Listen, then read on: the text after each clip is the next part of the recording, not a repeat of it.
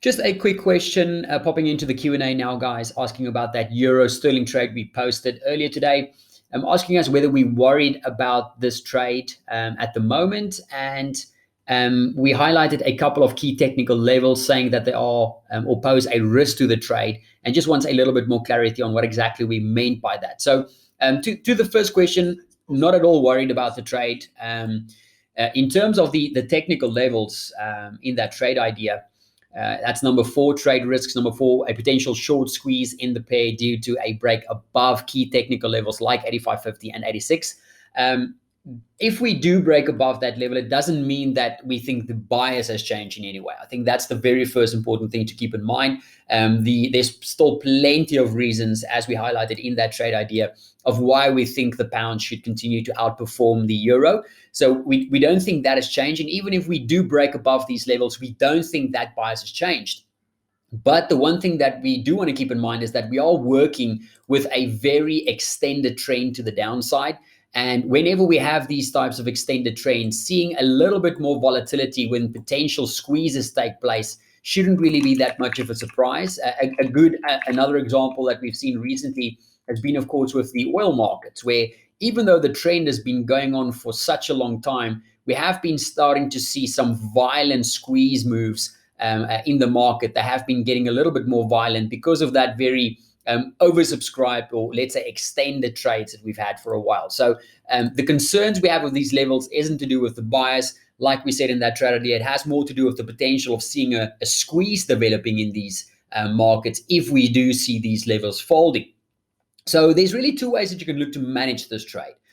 You can see by looking at that trade idea that we have 3 separate targets for this move. So you can either take one position with your stop, like we said, at that 86 or 87.40 area, and then simply allow the trade to breathe up and down, to ebb and flow, knowing that the stop is safely anchored at a place. Let's just go back to that. Knowing that the stop is safely anchored above you at a place where if we reach there, that'll seriously bring doubt to our minds about that medium-term direction if these levels get taken out. Alternatively, if you have more time in front of the screen to actively manage the trade, the way that you guys know I prefer to do it is not to take just one position. So not to just take one entry around that entry area, but to split my risk into different clips, to split the entries into smaller sizes, smaller position sizes, and then to take multiple entries around that key area that we like.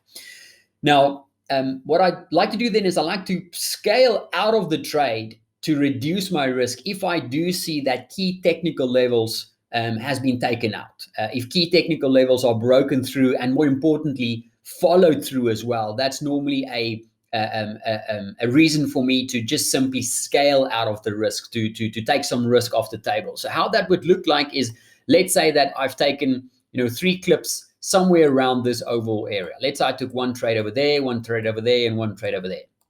Obviously split to not overexpose my risk. So let's say I'm risking a total of, let's just say 1%.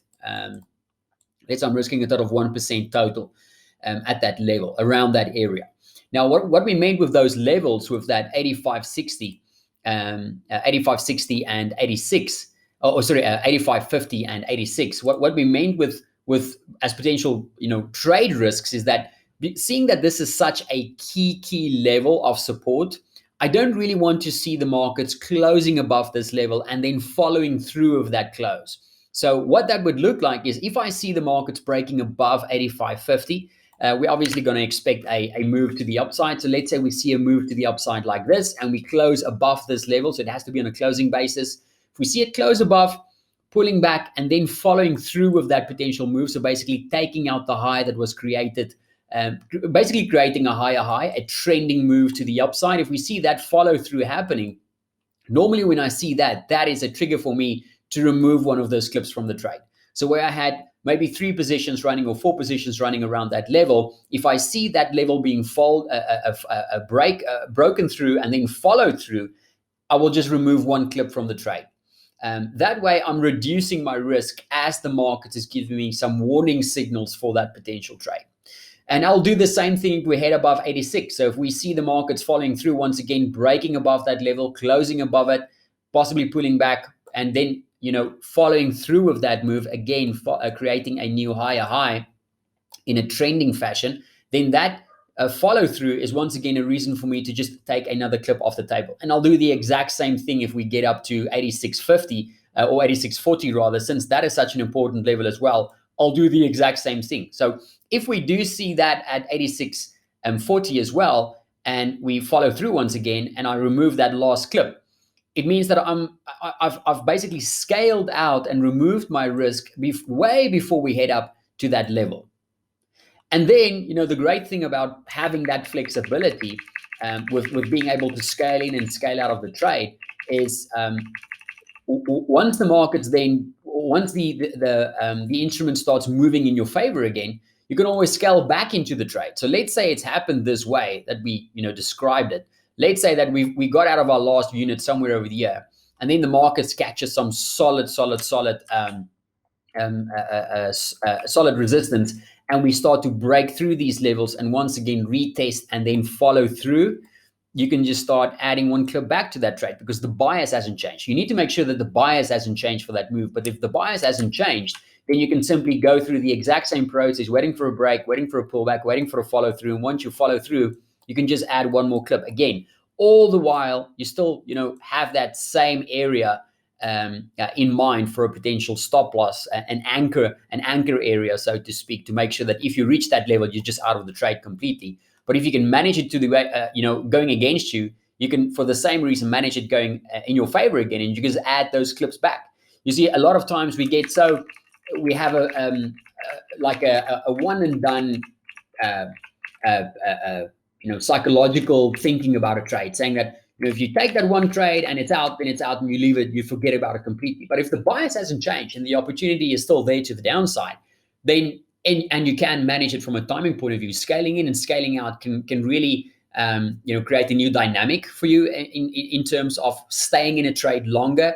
And of course, instead of just taking one entry here at 1% risk at that level, and waiting for it to eventually get there, even if it does, or waiting for the markets to push back against you, and then eventually you see it going in your favor. Because I have time, I don't trade like that. I don't just have one entry and one, that one stop loss area and leave it at that. If it's a medium-term trade like this, where I'm building into a core position or a medium-term trade, swing trade, I like to have more flexibility by scaling in and scaling out of that trade, reducing risk as the trade either goes against me or adding risk as the trade goes in my favor. And then obviously, eventually, once we've taken out some key levels to the downside, once again, you can start moving that stop down collectively as well, so that your overall stop, your overall risk on the trade reduces as the market moves in your favor. Again, if you don't have the time to manage like that, just taking one position with a stop at this area, there's absolutely nothing wrong with that. You might even be able to manage it this way by just looking at the chart once a day, because it's not a day trade. It's a swing trade, a medium-term trade, something that we've given a lot of room to breathe. So a lot needs to happen for the markets to reach back to this level. But again, if we start to break through these key technical areas and follow through, we might see another possible squeeze coming out, because we are getting very extended with this trend. So there is a chance that you take out this level and the market just continues back from here. That's always possible. But then again, you can take the same principle of scaling in. If you reach this level, you get taken out. If the bias hasn't changed, you're basically getting this at such a more attractive level to sell from anyway. But that's really the two ways you can go about it. You can either take the one and have your stop anchored safely. And the way that I prefer to do it is taking multiple clips, obviously not going above my maximum risk per trade. So I'll split those units into different units or multiple units, and then scale in and scale out as the trade goes against me or either goes in my favor. So that's what we mean by those key psychological levels. Those are really key areas where if we do break through those levels and follow through, it will be something that I would look to reduce some risk on as we push to the upside. So hope that helps.